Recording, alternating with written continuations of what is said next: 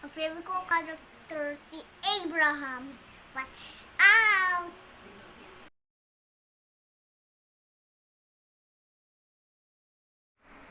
Tumira si Abraham sa Haran. Abraham, sabi ng Diyos, nais kong umalis ka sa Haran at pumunta ka sa ibang bayan. Hindi sinabi ng Diyos kay Abraham kung saan yon. Magtiwala ka sa akin, sabi ng Diyos. Sundin mo ito, sabi ng Diyos. At ang iyong mga anak at apo ay magiging isang malaking bansa.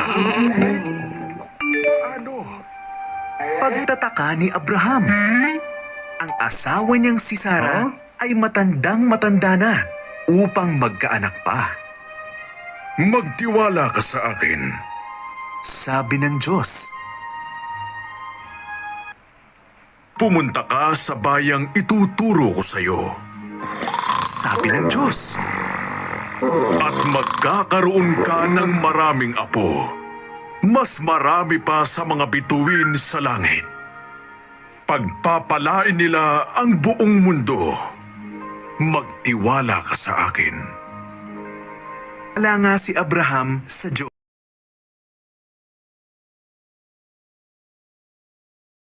Hi, ako po si James. Ako po, binili ko pong character ay si Jacob.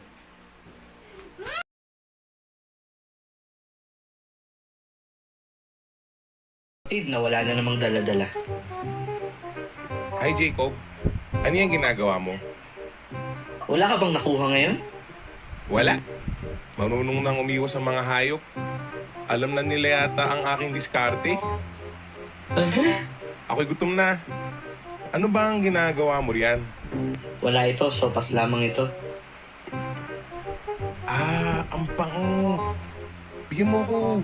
Jacob, hindi pa ako kumakain simula kahapon. Hindi! Bigla lang yung pagdating, kukulangin to. Gutom na talaga ako, kapatid. Ano ba ang iyong gusto? Ang aking gusto? Oo, kahit na ano. Ako'y gutom na. Kung gayon, sa'yo na ang lahat ng ito. Ang gusto ko lamang ay ang iyong karapatan bilang unang isinilang. Yun lang ba? Sige, sa'yo na. Pangako mo muna sa Diyos. Sige. O Diyos ni Abraham at ni Isaac, ipinapangako ko na ibibigay ko kay Jacob ang aking pagbabasbas bilang panganay. O, ito. Ang sarap naman nito.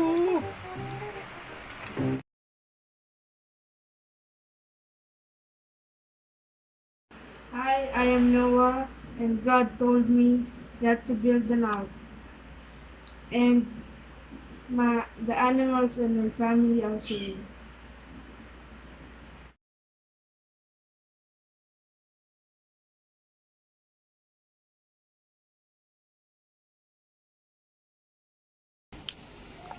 Ako si Dinay Ashley, ang karakter ko ay si Rachel.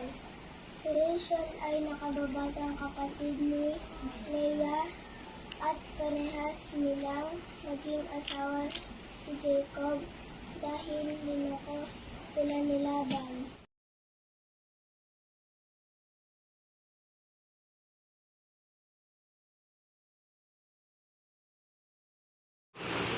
Ako po si Samantha Clea Edinoy. Ang karakter ko po ay si Rebecca. Ang asawa ko po ay si Isaac. Ang dalawa ko pong anak ay si Jacob at si Esau.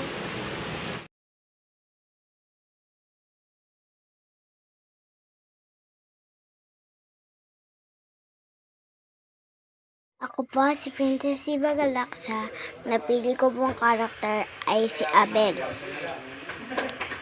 Tutoy, go. Hello po. Ako po si Shantlin Siva Galaksa. Ang napili ko pong karakter ay si Kain.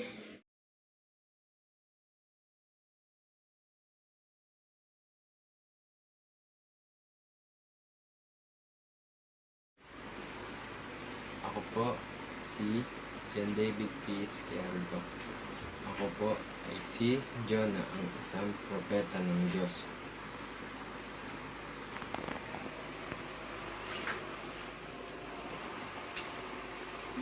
Ako po ay Ako po ay si Danica P. Esquerdo. Ako po ay malaking isda.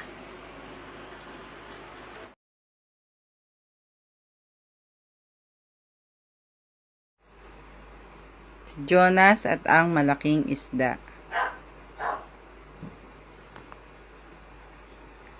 Si Jonas ay isang propeta ng Diyos. Sinabi ng Diyos sa kanya na pumunta sa isang lungsod na tinatawag na Ninibe. Ang mga tao roon ay masasama. Sinabi ng Diyos kay Jonah na ang mga tao ay magsisi sa mga kasalanan. Hindi sinabi ni Jonah ang utos ng Diyos. Hindi gusto pumunta ni Jonah sa Ninibe.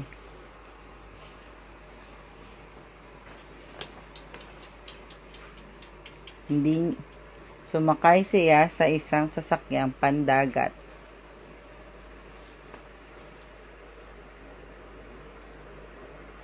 Ang sasakyang pandagat ay maglalayag sa ibang lungsod.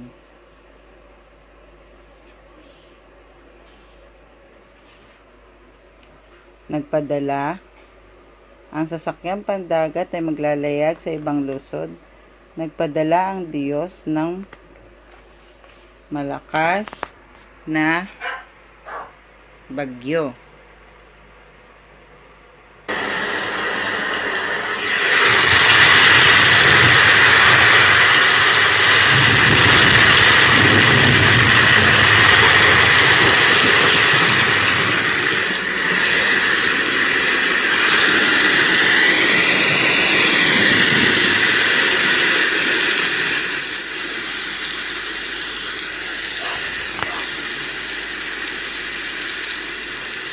Ang hangin ay umiihip ng malakas.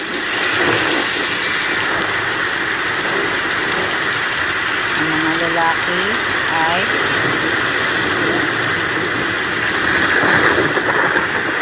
ang mga kalalakihan na nakasakay sa sakyang pandagat ay natatakot na ito ay lumubog.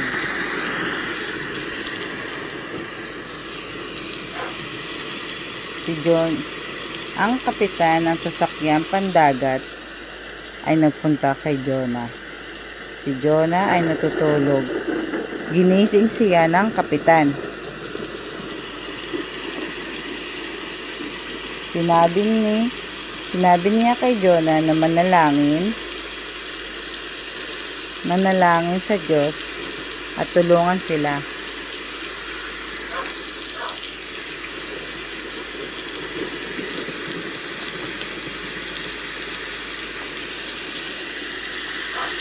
Naisip ng mga kalalakihan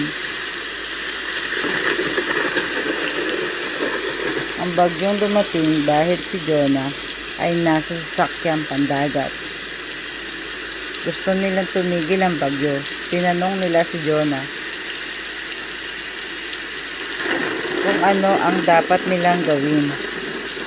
Sinabi sa kanila ni Jonah na itapon na lang si Jonah sa tubig. Hindi niya alam ni Jonah na pinadala ng Diyos ang bagyo.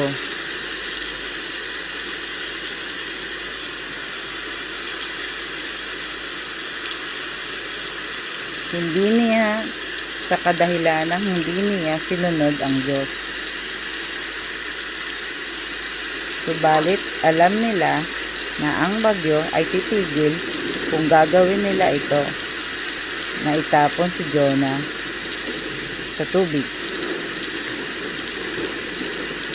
Kaya siya ay itinapon sa tubig. Ang bagyo ay tumigil.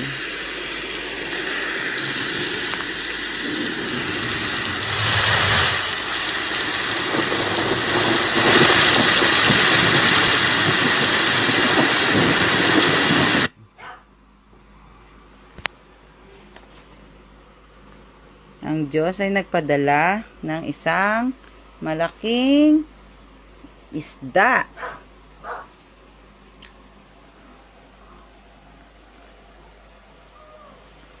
Nilunon ng malaking isda si Jonah. Nilunon ng malaking isda si Jonah.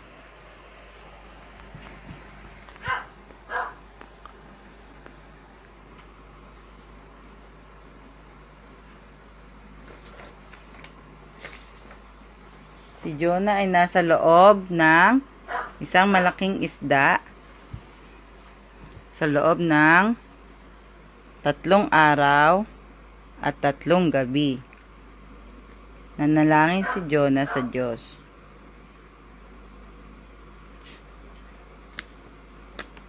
Sinabi niya na siya ay nagsisisi. Ipinangako niya na susundin ang Diyos. Pinangako niya na susundin na niya ang Diyos sa mga utos. Inuluwa ng isda si Jonah sa dalampasigan.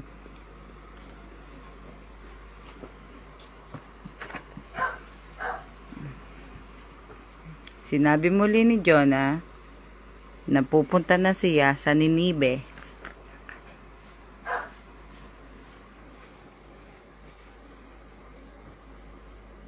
Nasabihin ang mga tao roon na magsisi.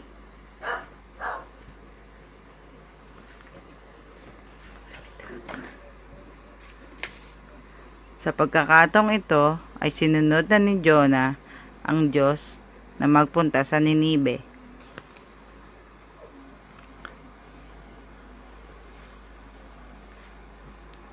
Kung hindi